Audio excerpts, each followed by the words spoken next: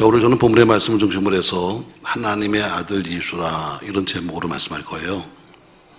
사실 성탄절이지만 이 단지 내에 있는 사람들은 별로 성탄절 같은 느낌을 느끼지 않습니다. 캐롤도 들리지 아니하고 추리도 거의 없고 또 거기다 경기도 나쁘고 또 국제 경기가 안 좋으니까 온 국민의 마음도 움츠려 있습니다.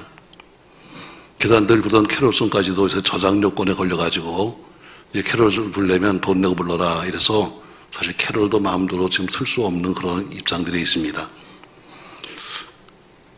그래서 사실 이럴 때 이렇게 힘들 때일수록 우리 주님의 은혜가 더 필요하죠.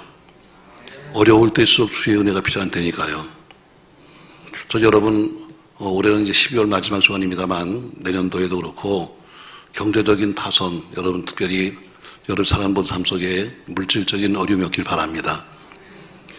남의 채무가 있는 사람들도 채무를 곧 벗어나길 바라고요. 또 채무가 없는 분들은 남에게 빚 안 지고 살 수 있기를 바랍니다. 왜냐면 제가 이 목회하기 전에 한번 사업도 해서 한번 실패돼 봤는데 전 항상 느끼는 게 뭐냐면 세상에서 가장 무서운 사람은 하나님이다. 두 번째는 빚쟁이다. 얼마나 빚쟁이가 무서운지 말이죠. 제 생각해 보니까 하나님 다음 무서운 빚쟁이 같습니다. 그러나 우리가 때로는 경제가 파산할 수도 있고 때로는 신용불량이 될 수도 있고 여러 가지 어려움이 닥치더라도 그러나 믿음만큼은 파산하지 마십시오. 빚을 좀 졌다 할지라도 믿음이 파산하지 않으면 삽니다. 기업이 파산하고 개인의 신용이 불량이 되고 또 어려움이 있다 할지라도 믿음만 무너지지 않으면 다시 살 수 있는 거예요. 왜냐하면 모든 경제도 모든 정치도 다 주님 안에 있고 죽음도 생명도 주님 손에 있기 때문에 우리가 주님만 놓치지 않으면 살 수 있습니다. 오늘은 기쁜 날, 주님 오신 날 마음껏 주님을 예배하고 찬송할 수 있기를 주의 이름으로 축복합니다. 오늘 성탄의 아침에 아주 간단하게 오늘 말씀을 주셔서 그럼 예수님이 누구시냐? 늘 우리가 그냥 교회 속에 오면 예수가 누구시냐? 도대체 예수가 누군데 이날 이렇게 모두가 온 세계가 전부 다 기억을 하면서 좋아하는 거 하나. 그 이유가 딱 있죠, 여러분. 왜냐면 예수는 위대하신 분이니까 그분 때문에 전쟁 돼서도 다 크리스마스 때는 전쟁하지 않습니다. 이번에 러시아에서 크리스마스 날 포를 쏴가지고 좀 시끄럽습니다만 지금까지 독일에서도 그렇고 전쟁 때 포를 쏘지 않았습니다. 그 이유가 뭐냐? 영혼부터 영혼까지 모든 세대와 계층에서 영광을 받으실 만한 주님이시기 때문에 우리 모두가 그날은 전부 다 주님을 찬송하며 기뻐하는 날입니다. 자, 그럼 우리가 왜 성탄을 이렇게 기뻐하는가? 오늘 이유가 성경에 딱 세 가지가 나와 있어요. 자, 우리 다 같이 1장 18절 말씀 보시죠. 자, 18절 말씀 같이 읽습니다. 예수 그리스도의 나심은 이러하니라. 그의 어머니 마리아가 요셉과 약혼하고 동거하기 전에 성령으로 잉태된 것이 나타났더니 20절 이 일을 생각할 때에 주의 사자가 현무하여 이르되 다윗의 자손 요셉아 내 아내 마리아 데려오기를 무서워하지 말라. 그에게 잉태된 자는 무엇으로 되었다? 성령으로 되었다. 이렇게 말합니다. 다른 말에 예수가 누구냐? 예수는 인간의 옷을 입고 오신 하나님이다. 하나님이 인간의 옷을 입고 오셨습니다. 왜? 하나님은 볼 수가 없잖아요. 하나님이 영이시니까.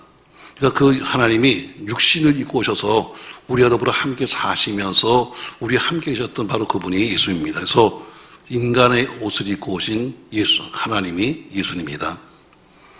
오늘 바로 하나님의 아들 예수라는 바로 그 의미 속에는 오늘 본문처럼 그분은 육신의 자식이 아니라 인간의 옷을 입고 온 바로 하나님이었다 얘기죠. 두 번째 보니까 21절 말씀 보시죠. 21절 아들을 낳으리니 이름을 예수라 하라. 이는 그가 자기 백성을 그들의 죄에서 구원할 자라. 그것처럼 두 번째 그분은 어떤 분이냐? 그분은 바로 우리의 죄를 그분이 구원하신다고 하는 표시다. 오늘도 우리 찬양에서 부른 거 보면은 구약에 나오는 이음부터 시작해가지고 마지막 우리 주님이 탄생하셔서 전부 다 기뻐하는 마지막 찬송까지 쭉 과정을 보면은 그 모두가 구약에 기록되어 있는 것이 다 이루어진 겁니다. 구약에 우리 주님 말씀하시기를 이 메시아가 와서 하는 일이 뭐냐면 바로 우리의 죄 문제를 해결하신다. 우리를 구원하신다고 그랬습니다. 근데 그 모든 그 구약에 있던 예언의 말씀이 언제 이루어졌는가 하면 바로 오늘 본문의 것처럼 그가 자기 백성을 그들의 죄에서 구원할 자라는 것처럼 오늘 예수님은 누구냐? 바로 우리를 위해서 우리의 죄를 위해서 구원하시기 위해서 오신 하나님이다. 얘기입니다. 오신 목적이 딱 있죠. 우리를 죄에서 구원하시기 위해서 오셨다. 저는 항상 3번이면 끝나잖아요. 자, 아까 첫 번째 뭐라고 그랬어요? 그분은 인간의 옷을 입고 오신 하나님. 빨리 끄덕끄덕거려 봐요. 알았다고. 두 번째를 21절에 것처럼 우리의 죄를 구원하기 위해서 오신 하나님. 세 번째 23절에 보니까 보라 처녀가 잉태하여 아들을 낳을 것이요 그의 이름은 임마누엘이라 하셨으니 이를 번역한 즉 하나님이 우리와 함께 계시다 함이라. 이것처럼 세 번째 바로 우리와 함께 하시는 것을 보이시는 바로 그분이 바로 예수입니다. 왜? 하나님은 영이시기 때문에 보이지 않습니다. 그런 영이시기 때문에 보이지 않아요. 예수님이라도 함께 계셨습니다. 그리고 그분이 가시면서 뭐예요? 대신 내가 너에게 성령을 보내주겠다. 그 하나님은 보이지 않았지만 예수님은 보였어요.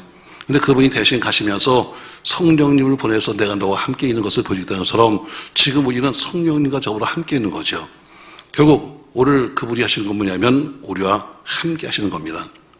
사랑하는 성도 여러분, 지금 여러 가지 경제가 힘들고 어려우니까 많은 사람이 고민도 많이 하고 또 생각도 많이 합니다만 그러나 과거에 보면 다 우리 인간이 살아가는 방법이 똑같습니다. 가나안 시대도 보면은 인간들이 죄를 짓습니다. 하나님께서 그래서 그 죄 때문에 그들을 책망하시죠. 고통을 하게 하시고 전쟁에 지게 하시고 때로는 포로 끌려가시고 너무 살기 힘드니까 그들이 하나님께 소리 지르면서 못 살겠다고 살려달라고 그럽니다. 그걸 보신 하나님께서 참 불쌍히 여기셔서 사람을 보내서 그들을 구원시켜 줍니다. 그래서 뭔가 조금 풀리고 나면 또 금방 옛날 거 잊어버리고 나서는 또다시 죄를 범합니다. 그래서 악순환이죠. 계속해서 그런 그것이 바로 역사인데 우리 삶도 마찬가지입니다. 전 지금도 사람들이 말합니다. 어떻게 우리 한국 경제가 언제 좋아지겠느냐 이런 얘기 많이 합니다. 여러분 우리가 수년 전만 해도 마치 대단하게 나라가 잘 사는 것처럼 가서 달러를 써라 돈을 어떻게 써라 하면서 그렇게 떠들었습니다. 또 우리 해외에서 돈 쓰는 것도 한도를 올려줘가지고 마음껏 쓰게 만들었습니다. 그러다 결국에는 어때요? 지금 이제는 또 살기 힘들다고 다들 말하고 있습니다. 여러분 나라 꼴이 왜 이렇게 된 겁니까? 여러분 간단해요. 하나님이 함께하지 않으니까 그런 거예요. 하나님이 함께하지 않으니까 그분이 버리시니까 어때요? 니네 그냥 마음대로 살아봐. 니네들 힘으로 벌고 니네들 힘으로 써봐라. 그러니까 어때요? 금방 또 파탄입니다. 물질은 많은데 하나님이 안 계셔서 그런 거죠. 저는 경제학자가 아닙니다. 그러나 저는 신앙적인 경제적으로 본다면 이 한국 경제가 언제 좋아질 거냐, 언제 좀 우리가 좋아질 거냐. 여러분 지금 모든 사람이 다 정부에 대해 하는 얘기가 뭐예요? 살기 힘드니까 좀 경제 좀 풀어달라고 하는 것이 소망입니다. 그래서 성경은 이렇게 말하면 성경은 이렇게 말하기를 이렇게 말해요. 먹을 것이 없고 마실 물이 없어 기근이 아니라 하나님 말씀이 없어 기근이라고 말해요. 이 얘기는 결국 우리 여러분과 저의 육간의 경제가 회복되려면 우리의 믿음이 회복되어야 된다는 거예요. 이게 바로 신앙적인 경제생활이에요. 세상 사람들이 말하는 것은 무슨 이번에 뭐가 올라가고 뭐가 내려가고 말하지만 그러나 성경은 그렇게 말하지 않아요. 내 신앙이 회복되면, 내 믿음이 회복되면 내 경제도 회복된다는 거예요. 그러니까 우리나라의 경제가 회복되려면 어때요? 다시 우리 교회들이 믿음을 회복해야 돼요. 지금 물질의 권세에 밀려서 성령님이 쫓겨났습니다. 이제 물질이 어때요? 왕이고 물질이 곧 메시아예요. 그러니까 결국 성령은 하실 일이 없는 거죠. 다시 그분을 모셔드려서 우리가 믿음으로 돌아가면 다시 나라 살고 교회 살고 우리 삽니다. 이렇게 했는데도 우리는 이 지역에 있으니까 잘 모르겠는데 아침에 새벽에 다음을 열어보니까 강남에는 어젯밤에 모텔과 호텔이 없어가지고 3교대 4교대로 거기 썼대요. 미친 것들이 많아요. 그것도 3, 4교대로 나눠가지고 방 하나에 어때요? 몇 시간씩을 빌려가지고 대기까지 해가면서 사는 사람들이 어젯밤에 그래서 호텔이 없었다는 거예요. 예수님이 오신 날 왜 이렇게 좋아하는 거예요? 예수님이 마치 무슨 상락의 신을 오신 것처럼 여러분 생각하면 오산입니다. 우리는 조용히 그분이 오신 목적 아까 얘기했잖아요. 그분은 육신을 입고 오신 하나님입니다. 그분은 우리를 죄에서 구원하기 위해서 오신 하나님입니다. 그리고 그분은 우리와 함께 하기 위해서 오신 하나님입니다. 이것을 깨닫고 나서 우리는 그분과 있을 생각을 해야지 마치 향락을 즐기는 우리 하루를 해서는 안 되는 것이지요. 사랑하는 성도 여러분, 저는 오늘 성탄절을 맞이해서 여러분에게 오늘 말씀을 그냥 핵심만 이야기했습니다. 지금 주님이 처음 오셨을 때 주님을 오셨다고 축하한 사람 없었습니다. 오히려 주님이 오셨기 때문에 그때 어린아이들이 대학살이 일어났습니다. 오늘도 그처럼 주님이 오셨는데 정말로 축하하는 분위기는 없고 이 때를 핑계 삼아서 먹고 마시고 노는 그런 분위기로 바뀌어 말았습니다. 주님이 오늘도 이 땅을 살펴보실 겁니다. 국가적인 위기 시대에 지금도 깨어나서 우리가 주님 오심을 진심으로 기뻐한다면 분명히 주님이 그를 기뻐하시며 축복하실 겁니다. 저 여러분이 성탄의 아침 하나님의 아들 예수 그분이 누구냐? 그분은 인간의 옷을 입고 오신 하나님입니다. 두 번째 그분은 죄에서 구원하시는 하나님의 표시입니다. 세 번째 그분은 우리가 함께 하시는 하나님의 증거의 표시입니다. 그분이 우리 모두와 함께 하시기를 예수님의 이름으로 축원합니다. 고마우신 전능하신 아버지, 이미 찬양을 통해서 구약에 나오는 예언부터 시작해서 마지막 주님이 오셔서 불렀던 마지막 노엘 찬양까지 전부 다 있었습니다. 모두가 예언된 말씀이요 모두가 그 예언이 이루어졌습니다. 오늘 하나님의 아들 예수, 늘 우리가 입만 열으면 나오는 예수, 그분이 과연 누군가? 그분은 육신을 입고 오신 하나님입니다. 우리를 죄에서 구원하시겠다고 약속하셨기 때문에 그 약속을 지키게 오신 하나님이십니다.